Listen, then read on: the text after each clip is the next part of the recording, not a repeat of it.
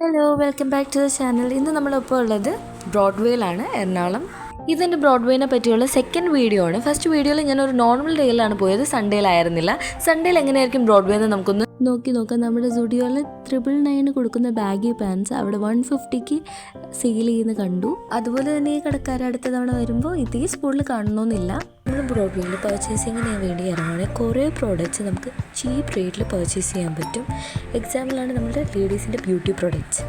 Makeup പ്രൊഡക്ട്സിൻ്റെ കാര്യം ഞാൻ ഈ സ്ട്രീറ്റിൽ നിന്ന് വാങ്ങിച്ച് യൂസ് ചെയ്യാൻ റെക്കമെൻഡ് ചെയ്യില്ല. കാരണം അവർ ബ്രാൻഡഡ് സാധനങ്ങൾ തന്നെയായിരിക്കും നമുക്ക് സെയിൽ ചെയ്യുന്നത്, അതിനകത്ത് കാണിച്ചേക്കണമൊക്കെ. പക്ഷേ ചിലപ്പോൾ അത് ഡേറ്റൊക്കെ കഴിഞ്ഞതൊക്കെ ആയിരിക്കും ഇത്രയും റേറ്റ് കുറഞ്ഞ് കൊടുക്കാനൊക്കെ കാരണം. അപ്പം നമ്മൾ ശ്രദ്ധിച്ച് വാങ്ങിക്കുകയാണെങ്കിൽ നല്ലതാണ്. മേക്കപ്പ് പ്രൊഡക്ട്സ് തന്നെ ആവണമെന്നില്ല, നമ്മൾ ഏതൊരു സാധനം സൂക്ഷിച്ച് വാങ്ങിച്ചില്ലെങ്കിൽ നമുക്കത് പണി കിട്ടും. അതുപോലെ തന്നെ ഈ കാണിക്കുന്ന പ്രൊഡക്ട്സിൻ്റെ ഒക്കെ റേറ്റ് അവർ പറയുന്നത് ഞാൻ സ്ക്രീനിൽ തന്നെ ഇട്ടിട്ടുണ്ട്. പിന്നെ ബ്രോഡ്വേ പോകാൻ ആഗ്രഹിക്കുന്ന ആൾക്കാരാണെങ്കിൽ മാക്സിമം നടന്ന് ഓരോ കടകളും നോക്കുക. എന്നാൽ മാത്രമാണ് നമുക്ക് നല്ല നല്ല പ്രോഡക്റ്റ്സ് ഉണ്ടെങ്കിൽ കാണാനും പറ്റുള്ളൂ, റേറ്റ് കുറവിന് ആയിരിക്കും ചിലപ്പോൾ കിട്ടുക, അപ്പോൾ അത് നോക്കാനും പറ്റുള്ളൂ. പിന്നെ ബ്രോഡ്വേയിൽ കുറേ അധികം ത്രിഫ്റ്റ് ഷോപ്പുകളുണ്ട്, അപ്പോൾ അതിനകത്ത് കയറി നല്ല നോക്കി സെലക്ട് ചെയ്തെടുക്കുക. പിന്നെ ഗേൾസിനാണെങ്കിൽ ഓർണമെൻറ്റ്സ് കാര്യങ്ങളൊക്കെ പർച്ചേസ് ചെയ്യാനായിട്ട് നല്ലൊരു ഓപ്ഷനാണ് ഉർവശി.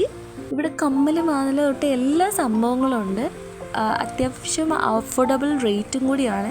പിന്നെ ഉർവശിനെ പറ്റി അങ്ങനെ എടുത്തു പറയേണ്ട ആവശ്യമില്ല, ഒട്ടുമിക്ക ഒരിടത്തുള്ള ഗേൾസിനും ഇതിനെപ്പറ്റി അറിയാവുന്നതായിരിക്കും. അപ്പോൾ ചാനലിൽ സബ്സ്ക്രൈബ് ചെയ്യുക, ലൈക്ക് ചെയ്യുക. അപ്പോൾ ടാറ്റാ ബൈ ബൈ, അടുത്ത വീഡിയോയിൽ കാണാം.